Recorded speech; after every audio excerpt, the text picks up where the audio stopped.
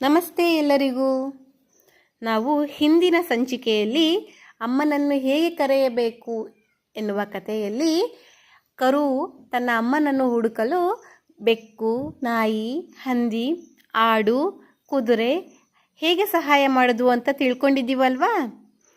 ಇಂದಿನ ಸಂಚಿಕೆಯಲ್ಲಿ ಬೇರೆ ಯಾವ್ಯಾವ ಪ್ರಾಣಿಗಳು ಕರುಗೆ ಸಹಾಯ ಮಾಡೋದು ತನ್ನ ಅಮ್ಮನ ಹುಡುಕೋಕೆ ಅಂತ ತಿಳ್ಕೊಳ್ಳೋಣವಾ.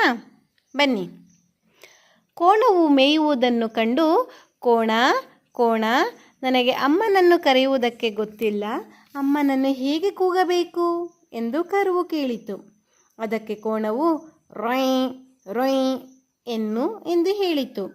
ಕೋಣದ ಹಾಗೆಯೇ ಕರುವು ರೊಯ್ ರೊಯ್ ಎಂದಿತು. ಕೋಣವು ರೋಂಕರಿಸುತ್ತದೆ ಎಂದು ಯೋಚಿಸಿ ದನವು ಬರಲಿಲ್ಲ. ಕರುವು ಮುಂದೆ ಹೋಯಿತು.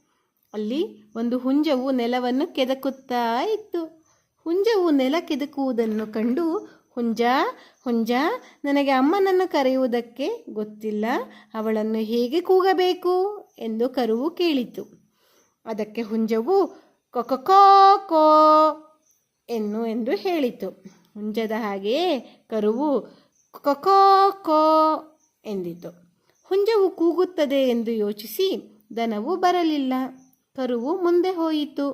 ಅಲ್ಲಿ ಒಂದು ಗುಬ್ಬಿ ಕುಪ್ಪಳಿಸುತ್ತಾ ಇತ್ತು. ಗುಬ್ಬಿ ಕುಪ್ಪಳಿಸುವುದನ್ನು ಕಂಡು ಗುಬ್ಬಿ ಗುಬ್ಬಿ, ನನಗೆ ಅಮ್ಮನನ್ನು ಕರೆಯುವುದಕ್ಕೆ ಗೊತ್ತಿಲ್ಲ, ಅವಳನ್ನು ಹೇಗೆ ಕೂಗಬೇಕು ಎಂದು ಕರುವು ಕೇಳಿತು. ಅದಕ್ಕೆ ಗುಬ್ಬಿ ಕಿಚ ಕಿಚ ಎಂದು ಹೇಳಿತು.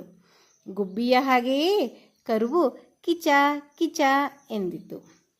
ಗುಬ್ಬಿ ಕೀಚುತ್ತದೆ ಎಂದು ಯೋಚಿಸಿ ದನವು ಬರಲಿಲ್ಲ. ಕರುವು ಮುಂದೆ ಹೋಯಿತು.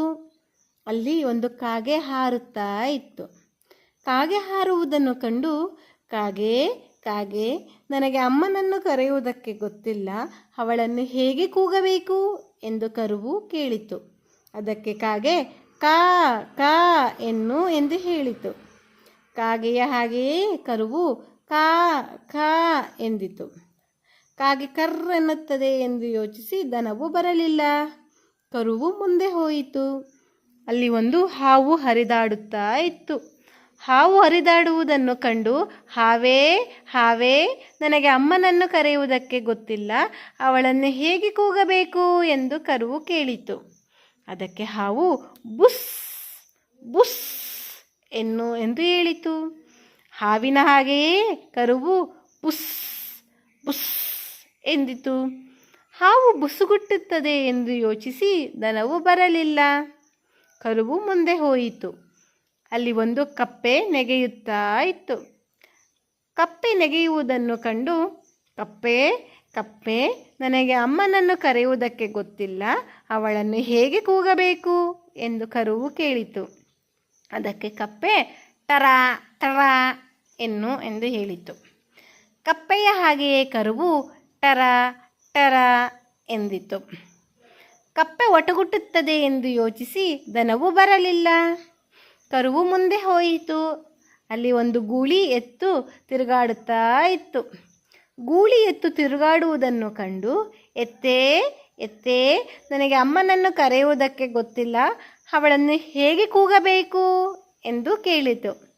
ಆಗ ಎತ್ತು ಗುಟರೆ ಹಾಕಿತು.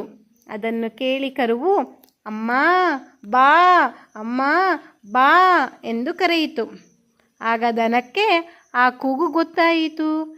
ಅದು ಗುಡ್ಡದ ಮೇಲಿಂದ ಅಂಬಾ ಅಂಬಾ ಎಂದು ಕೂಗಿ ಓಡಿ ಬಂತು. ದನವು ಕರುವು ಹಟ್ಟಿಗೆ ಬಂದವು. ತಿಳ್ಕೊಂಡ್ವಲ್ವಾ ಮಕ್ಕಳ, ಇವತ್ತು ನಾವು ಹೇಗೆ ಕರು ಅಮ್ಮನನ್ನು ಹುಡುಕೋಕೋಯ್ತು, ಅಮ್ಮನನ್ನು ಹುಡುಕೋಕೆ ಬೇರೆಲ್ಲ ಪ್ರಾಣಿಗಳು ಹೇಗೆ ಸಹಾಯ ಮಾಡೋದು, ಹೇಗೆ ಅಮ್ಮ ದನ ಮತ್ತು ಕರು ಒಟ್ಟಿಗೆ ಸೇರಿ ತನ್ನ ಹಟ್ಟಿಗೆ ವಾಪಸ್ ಹೋದ್ವು ಅಂತ ತಿಳ್ಕೊಂಡ್ವಲ್ಲ. ಹೇಗಿತ್ತು ಮಕ್ಕಳ ಕತೆ? ನಾವು ಮುಂದಿನ ಸಂಚಿಕೆಯಲ್ಲಿ ಮತ್ತೊಂದು ಕತೆನ ಓದೋಣ. ಧನ್ಯವಾದಗಳು.